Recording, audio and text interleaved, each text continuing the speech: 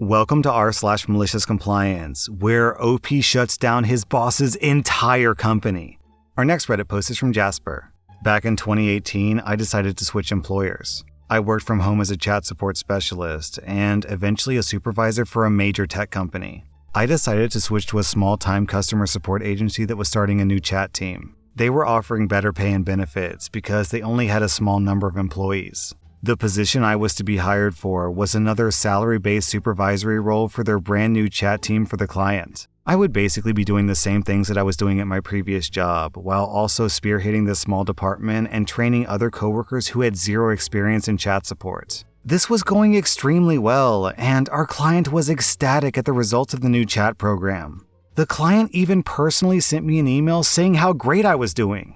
The company I left is known worldwide for having the friendliest and most professional customer support from any company. So it was really easy to apply the techniques I learned from that job to this new position. After doing this for about 2 months, the person I directly reported to, the regional supervisor, was retiring. Our new regional director came in, and he was friendly at first, but decided that he didn't want to waste his time on chat, so he directed me to phone support. Phone support was not in my job description, nor was it what I was hired for by any means. He told me the client was unhappy with the chat results, which was in stark contrast to what the client directly told me. Even after I forwarded him the email from the client, he still wasn't doing anything about it. So I complied. It took just 2 days before the client reached out to me personally. After they explained the situation to the client, they were livid. My new regional director had lied to me about his contact with the client and had essentially ignored our client's attempt to contact him about this issue. I had continued to work in this supervisory role for phones until the first quality review of my employees came up. This is where I review my employees' interactions and grade them based on their strengths and weaknesses. My regional director wanted me to include the chat support team, who was neither hired or trained for phones. And even then, he refused to give them training. I wrote down that I wasn't able to evaluate these employees because they were hired for chat support, not phone support. I sent these reports to both the regional manager and our client because at this point I had a direct contact email. Within 1 day of our client getting this information, I got a reply back that simply said, "We'll deal with this." The client held a meeting the following week with my employers. I'm not sure what was said in that meeting, but word got back to everyone that the client had dropped us for breach of contract. Because this was a small office and that was our company's only client for several years, this was bad. After that, me and my team were offered a position within that client company doing the things that we were actually hired to do.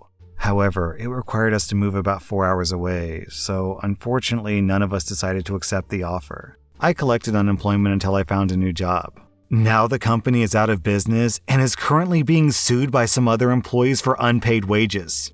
This lawsuit has been going on since 2019. OP, this is an awesome story, but I feel like you kind of missed an opportunity here. Instead of thinking about taking a job at the client company, you should have just started your own company hiring all those employees who quit. Then you could have been the big boss, OP, and you would have made bank. Our next Reddit post is from Inoivalechem. In my last job, I would log into work as soon as I got in the building, and if I had anything to finish up, I would do it before I left. I didn't mind because I was a team player. This resulted in me doing about 30 minutes of unpaid work every day, but I liked the company and I liked a clear desk. Fast forward 2 years, and my father-in-law was terminally ill. We got a call from the hospital telling us we had to get there ASAP because he didn't have long left. I told my manager, and I left work at 3:45 p.m. To be clear, our core hours were 10 a.m. to 4 p.m., and the next month, my pay was docked for half a day. I had already done an extra 2 hours of unpaid work that week, but they told me they couldn't make exceptions, and the extra work I did was my own decision. Alrighty then.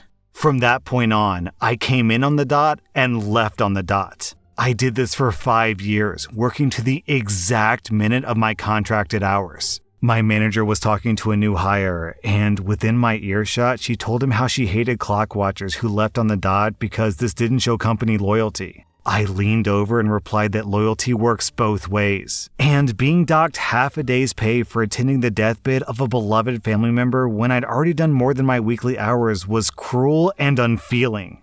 So I show the company the same level of compassion they show me. After all, rules are rules and exceptions can't be made. This new hire started working on the dot and also left on the dot, as did the whole staff. I love to think about how many extra hours they lost over the whole department that next few years. Why do I have a sneaking suspicion that this is one of those companies that says, "In this company, we're like a family"? It's like, dude, I read rSlash entitled parents. Some families are super toxic. Our next Reddit post is from Deadline. This boss has since been fired, which makes this story so much sweeter, but this man was a grade A douche nozzle while he was there. He fired a coworker who had been there for years over petty nonsense. He constantly reminded people that he was their boss. He asked me to do nonsense work, and when I questioned it, he said that he was in charge. He threatened to fire me multiple times for being disobedient. Luckily, I was trained to do a job that only 3 people were trained to do, and the coworker he fired was one of them.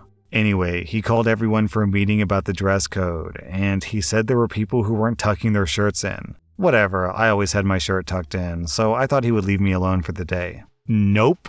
He comes over to me with the dress code printed out and says, "We have to talk." I asked what was up, since my shirt was tucked in and buttoned up. He said, "Your undershirt is light gray, and the rules say that it has to be white or navy blue. You've got to be effing kidding me." So I looked through the company rules, and it said that you can have 2 top buttons undone, and if an undershirt is worn, it has to be white or blue. Keyword, if. So the next day, I came in without an undershirt and my top 2 buttons undone. I forgot to mention, I am a hairy and I fluffed up my thick chest hair so that it was poofing out like an Italian mobster. I sat directly across from this guy at a meeting, and I kept leaning forward. He looked visibly uncomfortable, and after the meeting, I saw him frantically looking through the rulebook. He must not have found anything, because he never mentioned it again.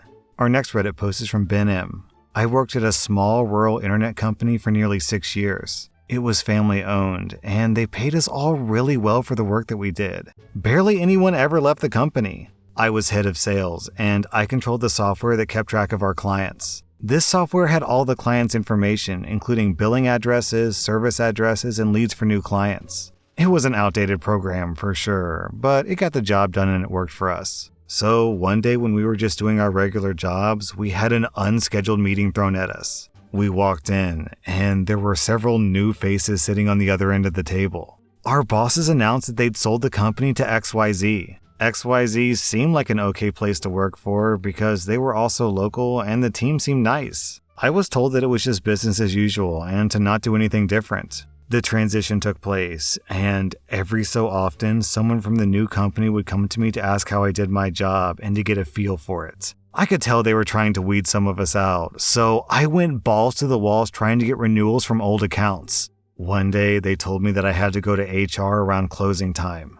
Having anticipated this, I saved all of my commission files and emailed them to myself. I went to the office, and they laid me off on the spot because they don't pay commission to their staff. I said, okay, but you still have to pay me commission from the time I worked before this because my contract hasn't changed. Again, the HR person said, we don't pay commission. I emailed my commission statement to the manager I was working with, and I was basically told the same thing. Fast forward to the next week when they realized they no longer had the credentials to get into our system that had all the client's information. They called to ask me for the login information. I let them know that I would be happy to give them that information when I drove up there to get my last check for my commissions. I didn't hear anything the next day, and then I got a phone call that my commission check was in the office. I drove up there, grabbed the biggest commission check I'd ever made, and then gave them the login credentials.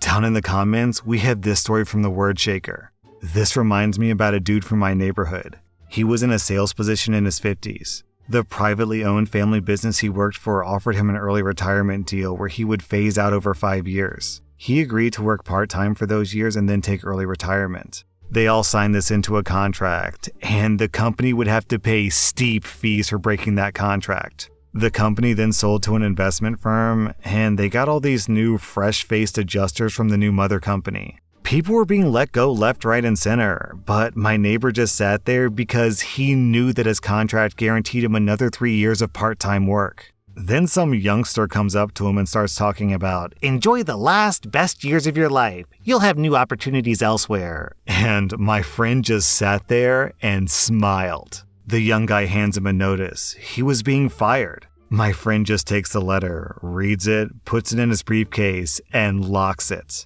He smiles. He tells the young guy to go check with accounting. The young guy goes pale, leaves, and comes running back 20 minutes later. Can I have that letter back, please?" Still smiling, my neighbor just says, "No, you'll be hearing from my lawyer. Oh, and by the way, don't fret. You might have breached the contract, but this will open many new possibilities for you."